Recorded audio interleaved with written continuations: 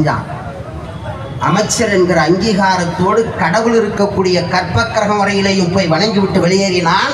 பரமேஸ்வரன் என்கிற தாழ்த்தப்பட்ட தோழன் மறுநாள் காலை அதே திராவிட நாடு பத்திரிகையில் அண்ணா எழுதினார், ஆண்டாண்டு காலமாய் ஒற்றை காலில் நின்று தவம் கிடந்த தில்லை நடராசன் ஒரு தாழ்த்தப்பட்ட தோழனின் கோயில் வருகையை கண்டு 2 கால்களோடும் எழுந்து நின்று வரவேற்ற காட்சி கண்டேன், மாட்சி கண்டேன் அண்ணார்.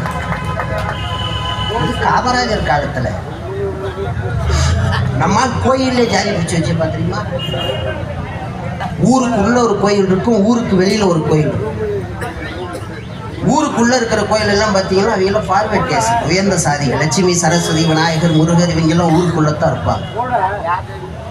ஊருக்கு வெளியில இருக்கிற கோயில் எல்லாம் பாத்தீங்கன்னா அவங்க எல்லாம் நம்பாளுங்க. தம்பி தமிழ் எனக்கு தெரியும், புதுக்கோட்டையில இருந்து வந்திருக்காரு.